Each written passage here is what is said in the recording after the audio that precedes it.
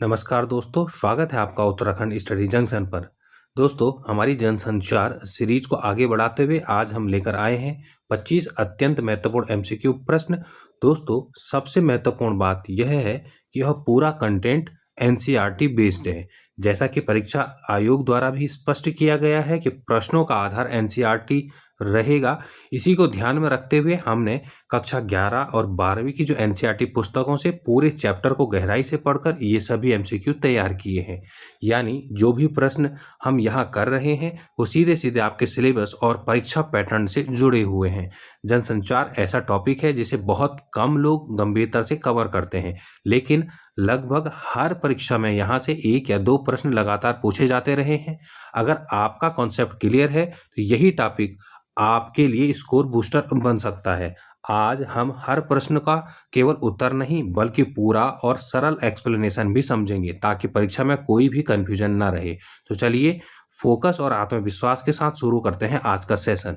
तो आज का पहला क्वेश्चन क्या है हमारा कि जब हम स्वयं से बातचीत करते हैं, मन ही मन कुछ सोचते हैं या कोई योजना बनाते हैं तो वह कौन सा संचार कहलाता है? तो वो कौन सा होना चाहिए? क्या वो अंतर्वैयक्तिक संचार होना चाहिए या अंतःवैयक्तिक संचार मतलब इंट्रापर्सनल होना चाहिए, या वो समूह संचार हो सकता है क्या?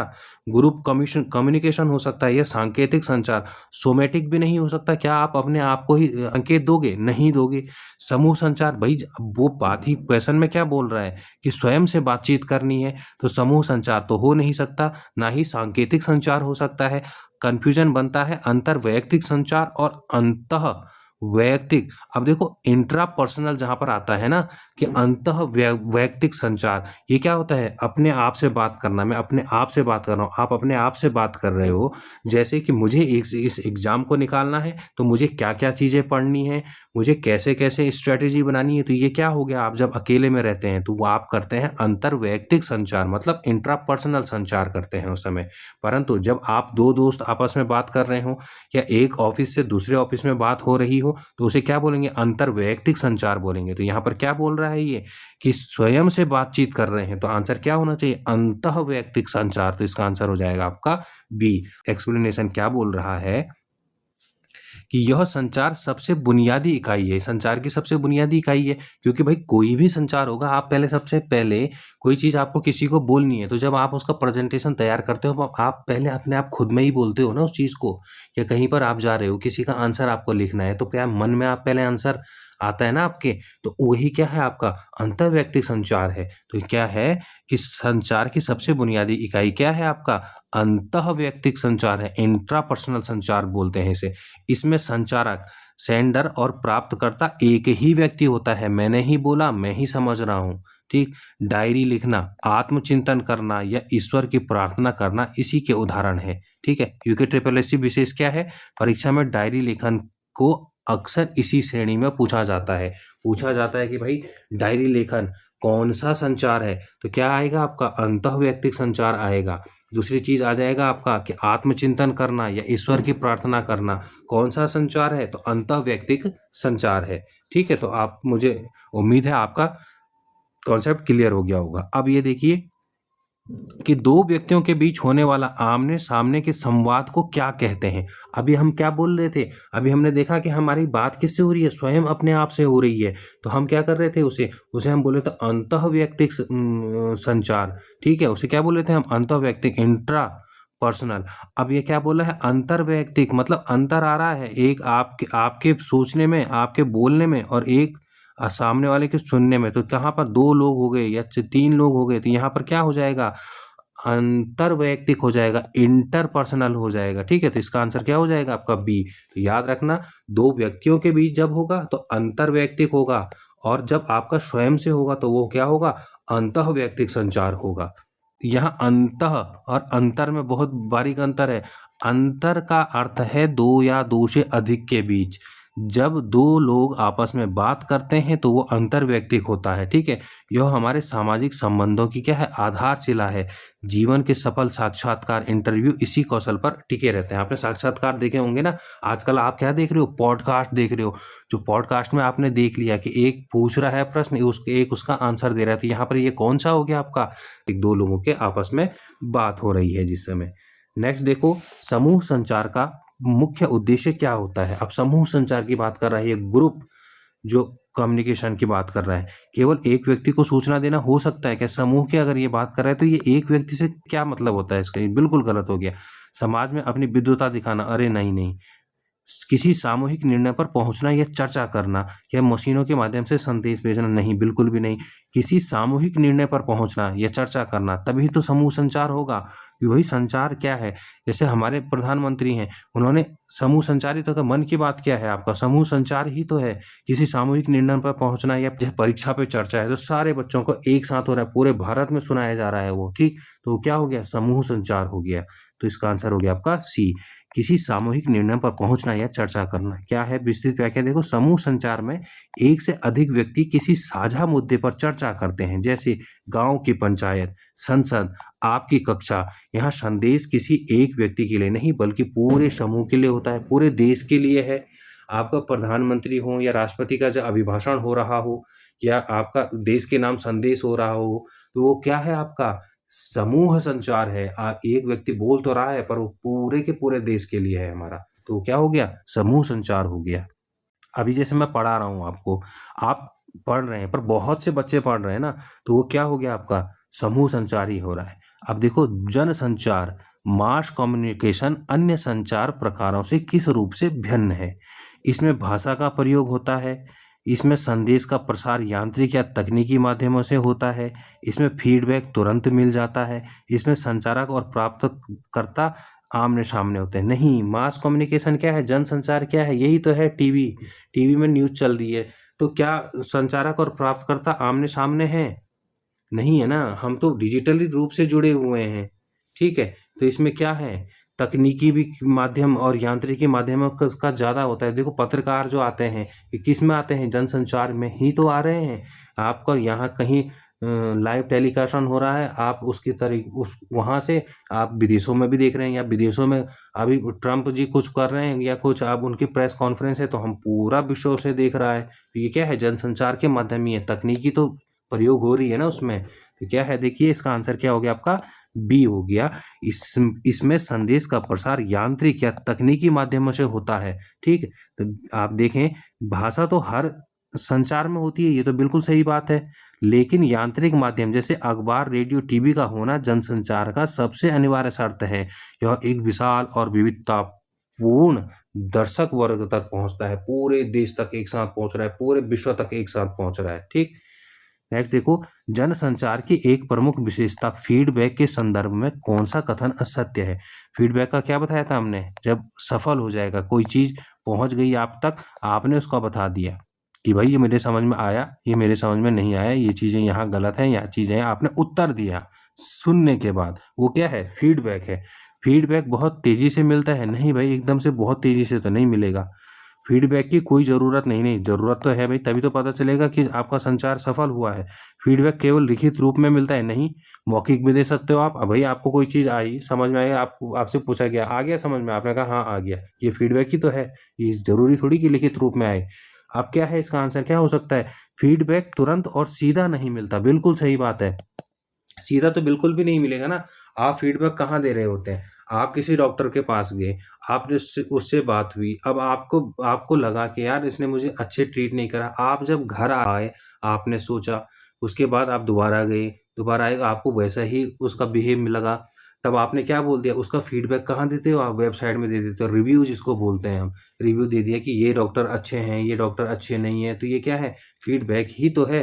ये क्या है, तुरंत और सीधा नहीं मिलता, कब मिलता है, धीरे धीरे मिलता है, कब समय लगता है इसमें, ठीक है। तो ये देखिए कि फीडबैक तुरंत और सीधा नहीं मिलता है, ठीक है। यह जन संचार का एक बड़ी सीमा होती है, ठीक है, क्योंकि जनसंचार की क्या है, सीमा बड़ी है, अभी मिलेगा, कल मिलेगा। जब आप टीवी पर खबर देखते हैं तो आप तुरंत एंकर को जवाब नहीं दे पाते, बिल्कुल सही बात है ना। आप कहाँ दे पाते हैं जनसंचार में, टीवी से, रेडियो में से खुल रहा है, आप अपने मन में बोलोगे, उस समय क्या बोलोगे आप, अंतः वैयक्तिक तो बोल लोगे कि अरे यार ये ऐसे ही है, ये तो बिल्कुल गोदी मीडिया बना है, ये बिल्कुल विपक्ष का मीडिया बना है। तो आप बोल तो नहीं पा रहे हो ना एंकर को डायरेक्टली, कहाँ लिख के दोगे, किसी न किसी चैनल में लिख के दे दोगे, तो वो क्या है, फीडबैक ही है ना। तो वो क्या है, आप सामने सामने पे नहीं दे पा रहे हो। तो फीडबैक पत्र के माध्यम से दोगे, ईमेल के माध्यम से दोगे, रेटिंग पूछते हैं, स्टार लगाओ, ये लगाओ, ये लगाओ, ये पूछते हैं, ये है फीडबैक। ठीक, तो क्या आंसर हो गया आपका बी, फीडबैक तुरंत और सीधा नहीं मिलता है। नेक्स्ट देखो, जन संचार माध्यमों में द्वारपाल, टर्मिनोलॉजी है भाई, देखो गेट कीपर का कार्य मुख्य रूप से कौन करता है। अब जनसंचार में ना माध्यमों की बात कर रहा है, तो क्या है, द्वारपाल जो गेट कीपर का मुख्य रूप से कौन करता है, गेट कीपर का कार्य। क्या चैनल का मालिक करेगा, क्या बाहर को करेगा, या सुरक्षा गार्ड करेगा, या संपादक या उप संपादक करेगा, या समाचार वाचक करेगा। तो कौन करना चाहिए, चैनल का मालिक नहीं करेगा, सुरक्षा गार्ड नहीं करेगा। समाचार वाचक क्या है, उसको तो आ गया उसके पास, उसे तो सिर्फ बोलना है। उसको अगर कुछ चीज़ गलत भी दे दी तो उसने तो पढ़ना है, उसको उसे उस चीज़ का नॉलेज है नहीं है, ये चीज़ डिफरेंट है, शायद उसे नॉलेज ना भी हो। अब आपको लगता है कि जो आपके समाचार वाचक हैं, जो एंकर हैं, इन्हें पूरे बजट पता होगा, नहीं पता होगा, बस जो चीज़ लिखी आ गई वो चीज़। आप लोग इकोनॉमिक्स पढ़ते हैं, आप लोगों को पता है, आपको कोई मुद्दे बहुत अच्छे से पता होंगे, आपको संविधान बहुत अच्छे से पता है, आपको आर्टिकल बहुत अच्छे से पता है, आपको पता है कि भाई सुप्रीम कोर्ट अगर कोई डिसीजन दे रहा है तो वो किस आधार पर दे रहा है, तो आप उसके क्या करोगे, सजेस्ट हो जाओगे ना कि हाँ यार इसने।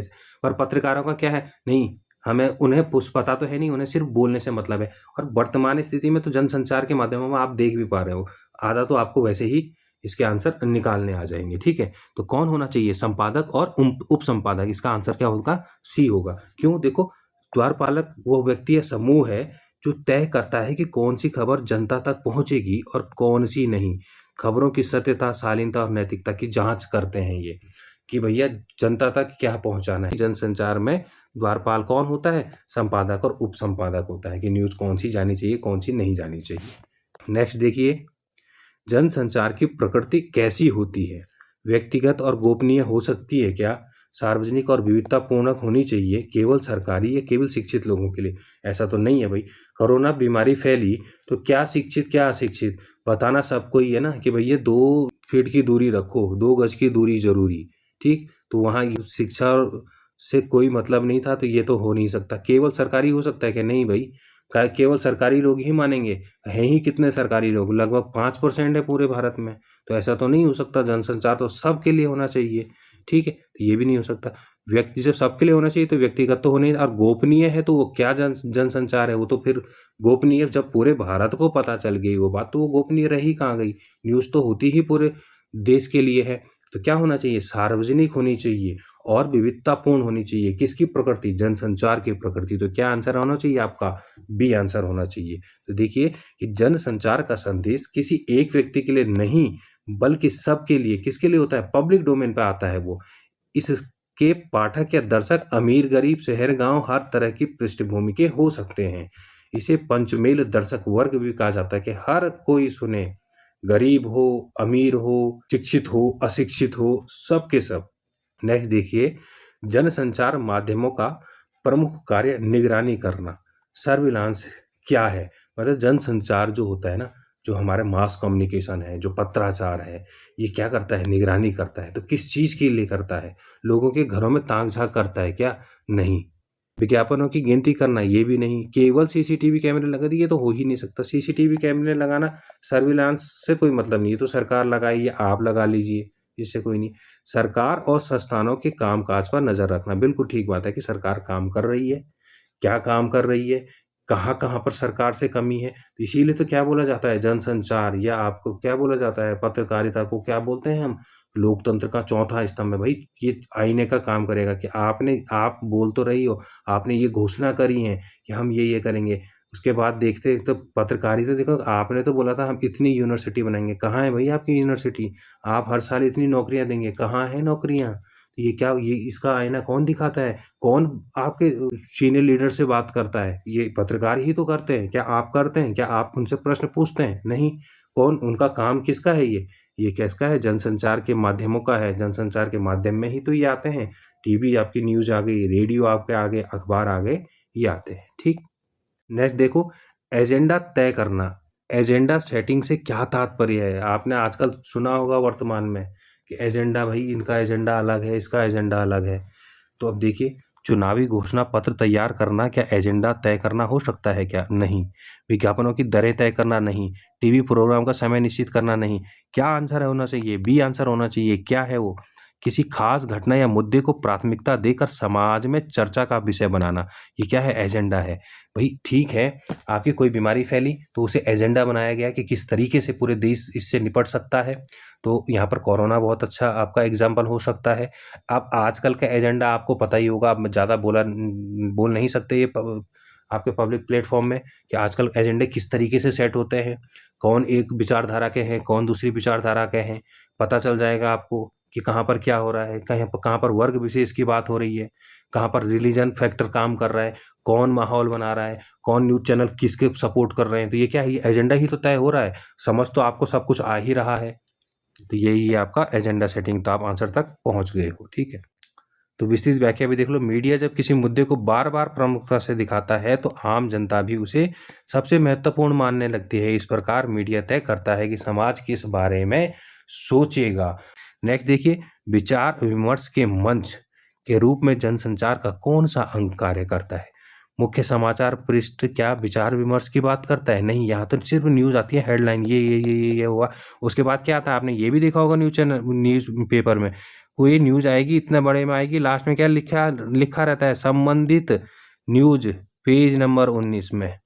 ठीक, खेल समाचार ये लास्ट ही होता है। संपादन के नाम चिट्ठी स्तंभ और विज्ञापन पृष्ठ तो बिल्कुल नहीं हो सकता। तो विचार विमर्श कहाँ होता है आपका? संपादन के नाम पर होता है ना, चिट्ठी स्तंभ में। क्यों होता है? आपने देखा होगा, एडिटोरियल की बात कर रहा है ये। एडिटोरियल में पूरा का पूरा विचार विमर्श होता है। भाई अगर अभी भारत और अमेरिका का क्या हो रखा है, आपने अब हमने अभी देखा ना कि हमारा क्या होगा, व्यापार समझौता हुआ है। अब फ्रंट में क्या आता है कि इम्पोर्टेंट चीज़ है कि हो गया है, ये है ये है, पर उससे के दूरगामी परिणाम क्या है, उसके वर्तमान के परिणाम क्या है, ये सारा का सारा एनालिसिस किस में होता है? संपादकीय पेपर में, संपादकीय जो पेज आता है उसमें आता है ना। तो इसका आंसर क्या होना चाहिए? संपादन के नाम चिट्ठी या स्तंभ जो इसमें दिया गया है। ठीक, तो जनसंचार केवल सूचना देने का काम नहीं करता, बल्कि यह आम जनता को अपनी राय व्यक्त करने का मंच भी देता है, विचार विमर्श के मंच भी देता है। आपने ये भी देखा होगा कि जब आप एडिटोरियल पढ़ोगे, आप पढ़ते होंगे अमर उजाला, या आप यहाँ नीचे देखते हो ना फेसबुक की वॉल से, या आपके ये ईमेल द्वारा प्राप्त होती है, ये क्या है? ये जनता का ही तो विचार है जो हमारे एडिटोरियल वाले पार्ट में आता है। नीचे वाले देखना, अब आप न्यूज़पेपर खोल के देख भी लेना एक बार। नेक्स्ट देखिए, मुद्रण माध्यम प्रिंट मीडिया की सबसे बड़ी विशेषता क्या है और शक्ति क्या है? यह अनपढ़ों के लिए बहुत उपयोगी है। अरे भाई, प्रिंट मीडिया है, ठीक है, क्या ये अनपढ़ों के लिए उपयोगी हो सकता है? भाई कोई पढ़ ही नहीं पाएगा तो क्या फ़ायदा? ये न्यूज़पेपर की बात कर रहा है। ठीक, इसमें शब्दों को स्थायित्व होता है और इसे बार बार पढ़ा जा सकता है।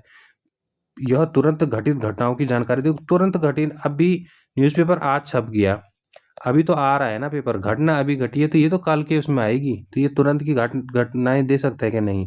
इसमें रंगीन चित्र बहुत ज़्यादा, ये तो बिल्कुल भी तार्किक नहीं है। क्या है? इसमें शब्दों का स्थायित्व होता है और इसे बार बार पढ़ा जा सकता है। बिल्कुल सही बात है।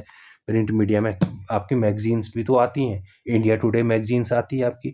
आप जो प्रतियोगिता दर्पण वगैरह पढ़ते हैं तो ये भी क्या है? प्रिंट मीडिया का तो माध्यम है। आपको इससे न्यूज़ ही तो मिल रही है, आपको पूरे देश के बारे में एनालिसिस तो मिल ही रहा है ना करंट अफेयर की बुक से। तो इसे भी तो आप प्रिंट मीडिया के रूप में मान सकते हैं ना, क्योंकि क्या आता है इसमें? आपने देखा होगा समसामयिक घटनाएं तो आ रही हैं, और क्या है? स्थायित्व तो बना ही है। भाई आपके पास पढ़ा है, आपके पास उसका आप दिखा सकते हैं, भाई यहाँ ये लिखा गया है, तो क्या है? बार बार पढ़ा जा सकता है। आपने देखा होगा कहीं भी किसी न्यूज़ चैनल में अगर आप देखें तो वहाँ क्या आता है कि इस किताब में ये रिपोर्ट है, ये छपी हुई है, तो ये क्या है? प्रिंट मीडिया है, इसे बार बार पढ़ा जा सकता है।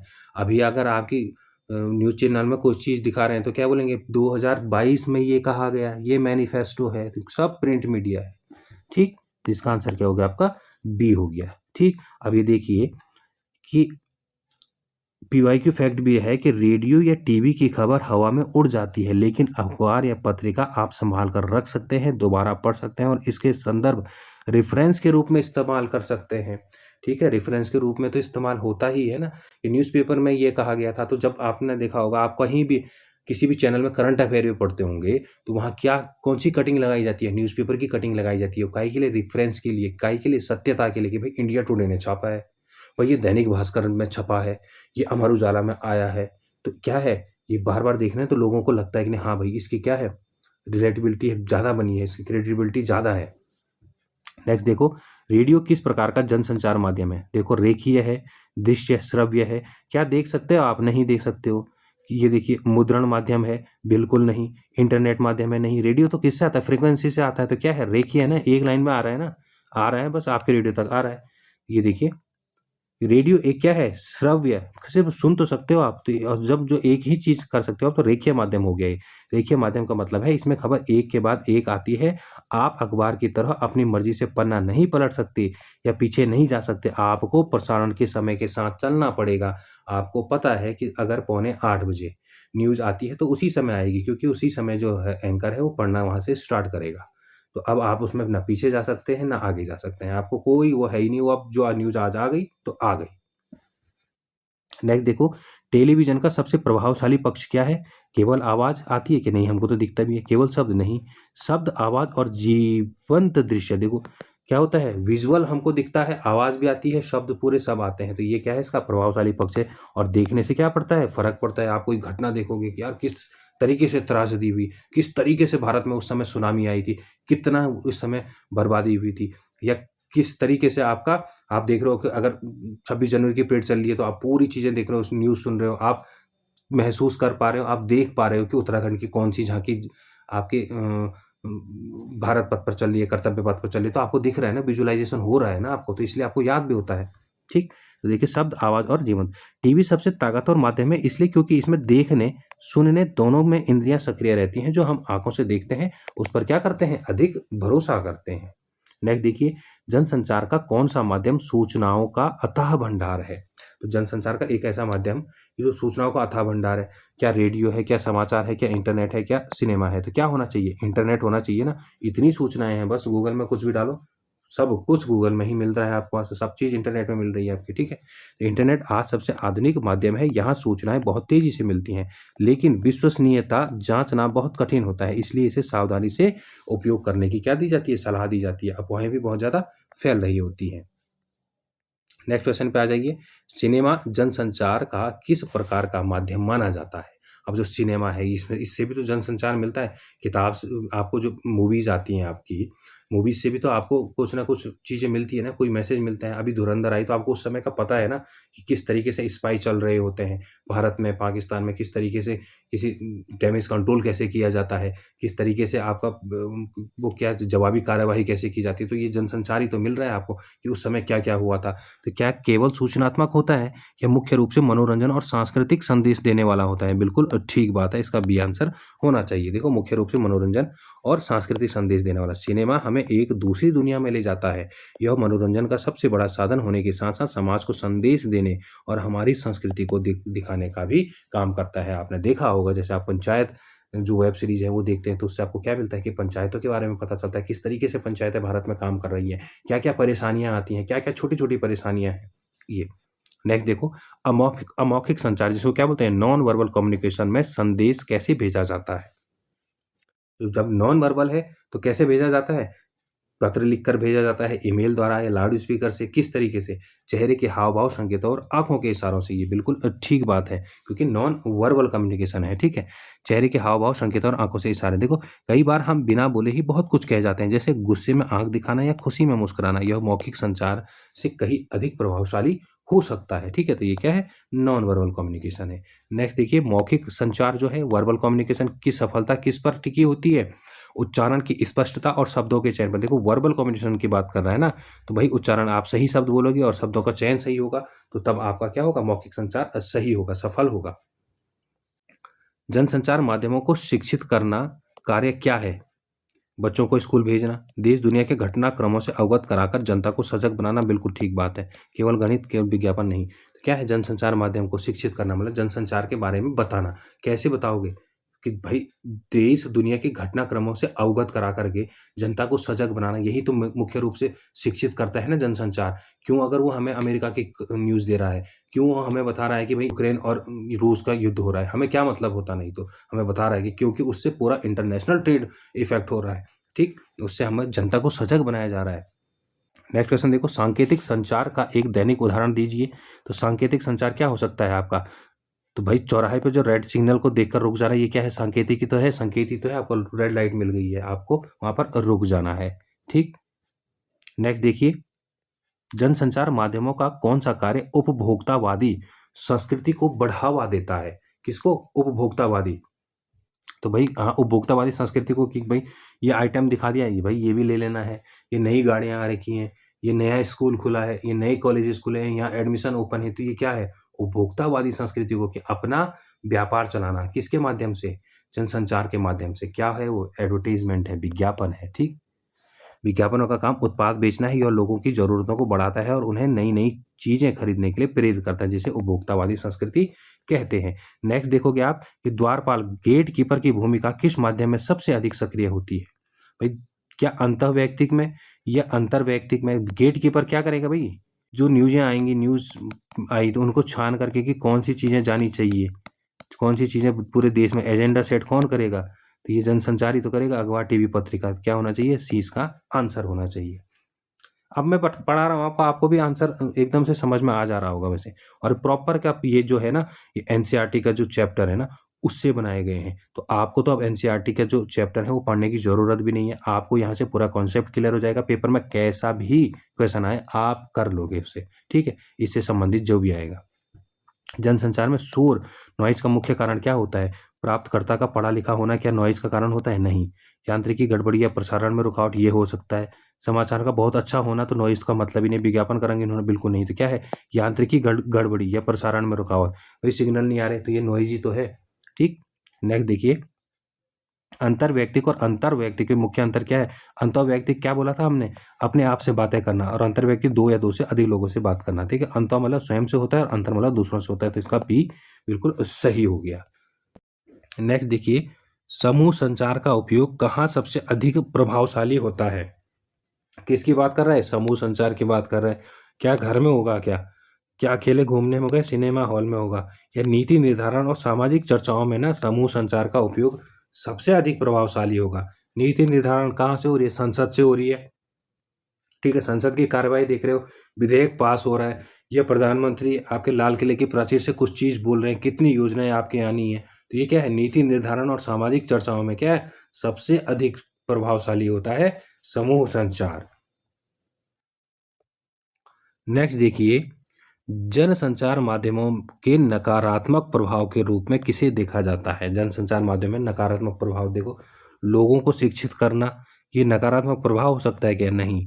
सांस्कृतिक गिरावट और गलत सूचनाओं का प्रसार, सूचनाओं को तेजी से पहुंचाना, मनोरंजन करना, ये भी नहीं हो सकता, ये भी नहीं हो सकता। क्या होना चाहिए? नकारात्मक प्रभाव की बात कर रहा है ये। तो नकारात्मक क्या होगा? सांस्कृतिक गिरावट होगी आपकी। ठीक है, गलत सूचनाओं का प्रसार होगा। भाई गलत सूचनाएं दे दी तो आपका क्या पूरा गलत हो जाएगा। सांस्कृतिक आपका गिरावट आएगी, किस तरीके से आप बदल रहे हो, वेस्टर्न कल्चर कैसे करके आ रहा है, ये जनसंचार के माध्यम से ही भी तो आ रहा है ना। किस तरीके की अलग दुनिया दिखाई जाती है, किस तरीके से एजेंडा ही अलग सेट कर दिया जाता है, तो उससे क्या हो जाता है आपका, ये सब चीज गड़बड़ हो जाती है। ठीक, तो इसका आंसर क्या होना चाहिए आपका? बी होना चाहिए, सांस्कृतिक गिरावट और गलत सूचना। यदि मीडिया अपनी जिम्मेदारी न समझे तो वह समाज में अश्लीलता, हिंसा और अफवाहें फैला सकता है, जो इसका क्या है? नकारात्मक पक्ष है। ठीक, तो दोस्तों आज हमने जनसंचार के 25 महत्वपूर्ण एनसीईआरटी आधारित एमसीक्यू पूरे करे हैं। तो याद रखिए, जब तैयारी सिलेबस के अनुसार और सही स्रोत से होती है तो सफलता की संभावना क्या होती है? कई गुना बढ़ जाती है। हम यहाँ अंदाजे से नहीं बल्कि एनसीईआरटी के ठोस आधार पर तैयारी कर रहे हैं। अगर आपको यह सेशन उपयोगी लगा हो तो वीडियो को लाइक जरूर करें और अपने उन साथियों तक शेयर करें जो गंभीरता से तैयारी कर रहे हैं। अगर आपने इस सीरीज के पहले पार्ट नहीं देखे हैं तो प्लेलिस्ट में जाकर जरूर देख लीजिए, क्योंकि हर वीडियो आपके कॉन्सेप्ट को मजबूत कर रहा है। चैनल को आप सब्सक्राइब करना ना भूलें, क्योंकि यहाँ तैयारी होती है रणनीति के साथ, निरंतरता के साथ और आत्मविश्वास के साथ। मिलते हैं अगले सेशन में। तैयारी जारी रखिए, सफलता आपकी जरूर होगी। जय उत्तराखंड। धन्यवाद।